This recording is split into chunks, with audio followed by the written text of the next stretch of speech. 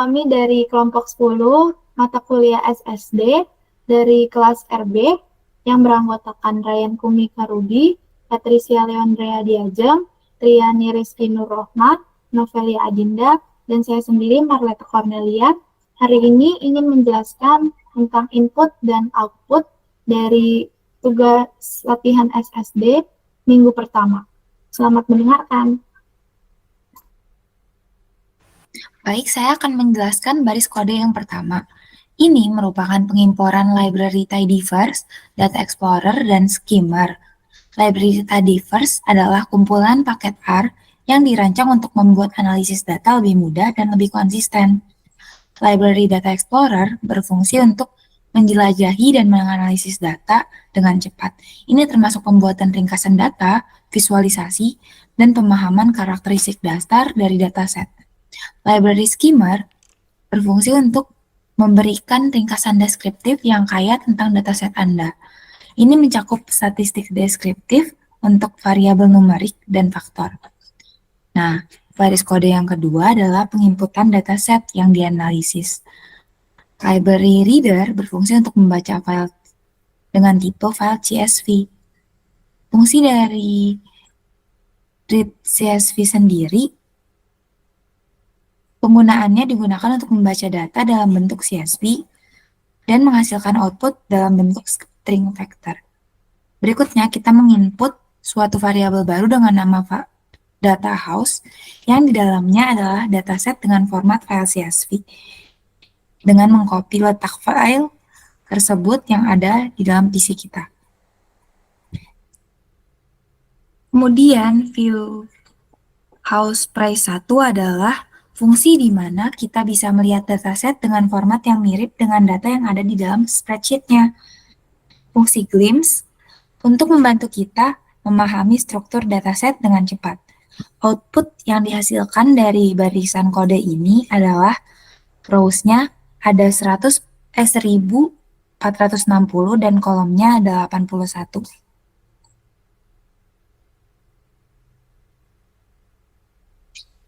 Nah, baris kode yang ketiga adalah plot intro. Plot intro merupakan salah satu fungsi dari library Data Explorer untuk menghasilkan presentase nilai dalam data yang bisa kita lihat outputnya di bagian variabel matrix adalah discrete column yang memiliki presentase 53,1%, continuous column yang memiliki presentase 46,9%, missing columns memiliki presentase 0%, complete rows memiliki presentase 0% juga, dan missing observation memiliki presentase 5,9%.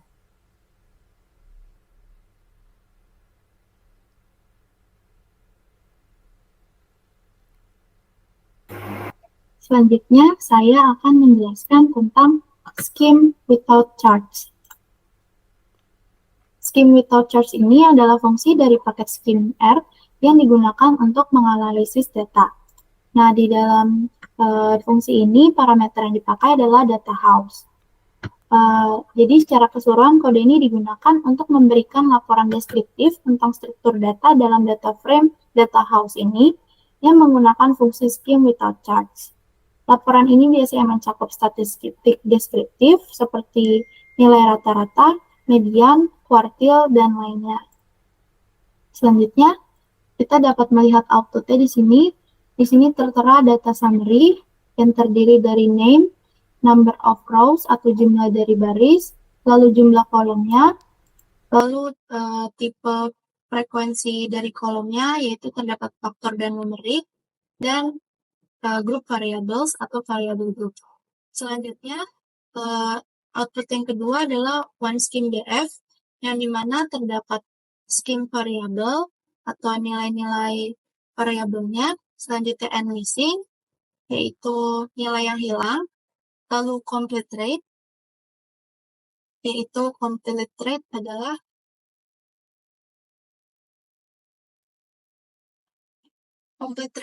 proporsi data yang lengkap atau tidak hilang. Selanjutnya ada nilai minimum, yaitu nilai minimum dari variabel tersebut. Max, yaitu nilai maksimum. empty yaitu jumlah nilai yang kosong, ununique jumlah nilai yang unik dalam variabel, dan white space yaitu jumlah nilai yang hanya terdiri dari spasi. Selanjutnya adalah one scheme DF yang berikutnya. Di sini tambahannya adalah MEAN, yaitu nilai rata-rata, SD itu standar deviasi, P0 adalah nilai minimum, P25 adalah kuartil 1, atau 25% dari data tersebut, lalu P50 adalah kuartil 2, lalu P75 adalah kuartil ketiga, dan P100 adalah nilai maksimum dari variabel tersebut. Selanjutnya saya akan menjelaskan blok kode tersebut. Blok kode ini secara singkat menggunakan fungsi na.omit, yaitu berfungsi untuk menghapus baris-baris yang memiliki nilai-nilai hilang setelah proses pemilihan dan transformasi selesai. Secara keseluruhan, kode ini menghasilkan data frame baru, yaitu data house 1, yang telah menggantikan nilai-nilai yang hilang pada beberapa kolom kategorikal dengan level baru, yaitu UKN, dan menghapus baris-baris yang memiliki nilai-nilai yang hilang. Selanjutnya adalah fungsi plot intro, sama seperti fungsi sebelumnya, namun di sini yang berbeda adalah outputnya, yang dimana complete rows-nya menjadi 100%.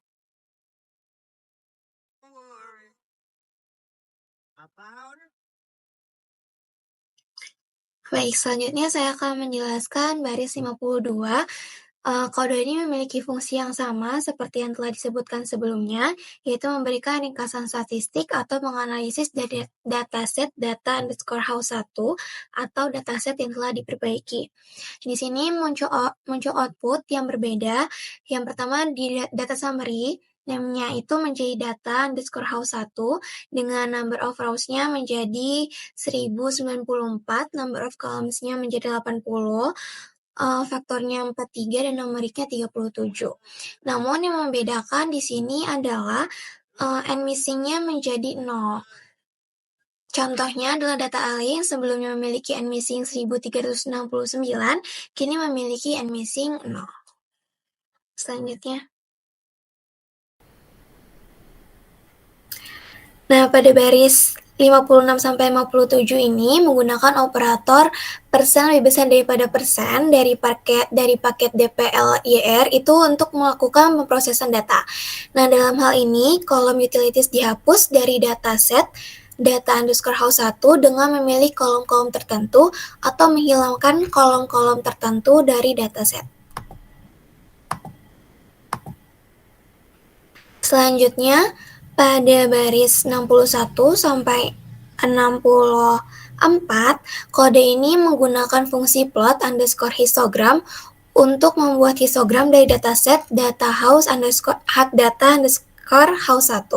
Parameter seperti nrow dan ncol digunakan untuk menentukan jumlah baris dan kolom subplot dalam grid histogram.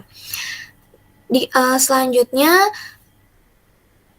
kode ini digunakan untuk menyediakan argumen tambahan untuk lapisan geometri histogram. Di sini warna diatur menjadi steel blue dan digit dem digunakan untuk menetapkan tema plot, dan dalam hal ini menggunakan tema putih dan hitam. Dalam kode ini juga menampilkan plot dari data frame frekuensi terhadap value-nya.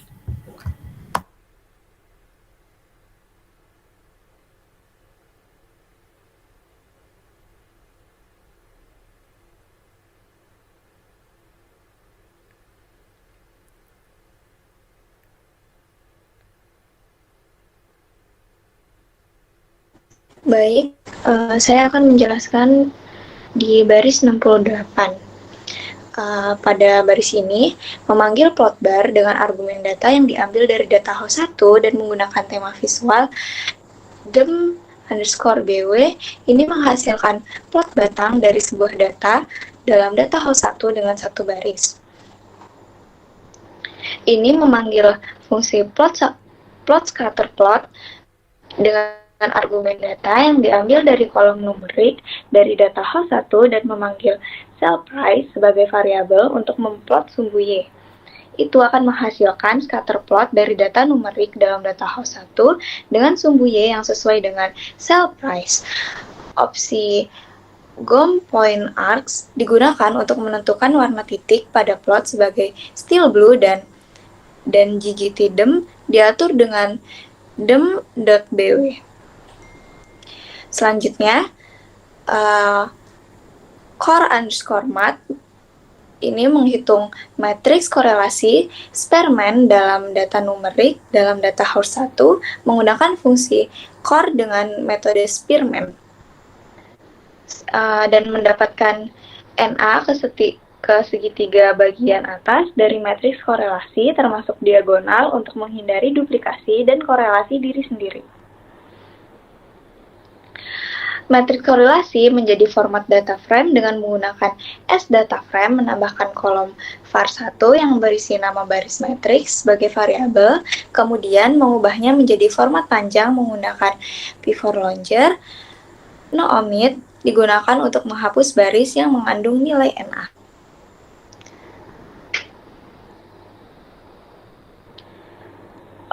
Selanjutnya yaitu mengambil subset dari core_df yang dimana nilai absolut korelasinya lebih besar dari 0,6, kemudian mengurutkannya secara menurun berdasarkan nilai absolut korelasi. Oke, next. Baik, di sini saya akan menjelaskan tentang blok kode yang ke-13 ada di baris 94. Di sini di cat_var_names itu dia nanti melihat variabel-variabel dari dataset data underscore house 1 dan akan memilih di mana variabel-variabel faktor atau variabel-variabel yang kategorik dan juga kolom cell price untuk dipilih buat nanti dibikin box plotnya. Nah nanti di bawah yang baris namesnya itu bakal jadi hasil dari kolom-kolom yang dipilih.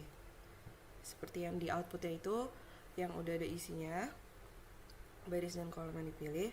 Nah lalu di blok kode terakhir itu ada iterasi loop for yang untuk melakukan iterasi buat box plotnya. Di situ ada cat_var_names dan ada strip 43 atau minus 43 yang berarti dimana itu dia kolom yang ke-43 yaitu si cell price itu bakal jadi variabel dimana nanti box plotnya itu jadi kayak berdasarkan si cell price-nya itu. Nah di bawah dari loop for itu kan ada plot underscore box plot. Nah itu merupakan blok kode yang digunakan untuk membuat box plot dari variabel-variabel yang tadi udah dipilih di blok kode sebelumnya, yang dari variabel faktor atau variabel kategorikal dan juga si sales price.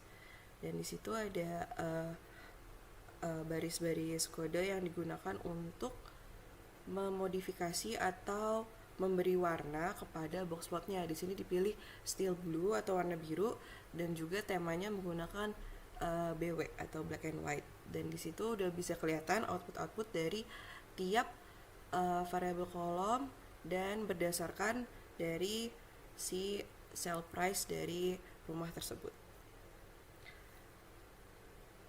Ya, bisa dilihat ada banyak banget box plotnya. Dan sekian penjelasan dari kelompok kami. Mohon maaf apabila ada salah kata. Terima kasih.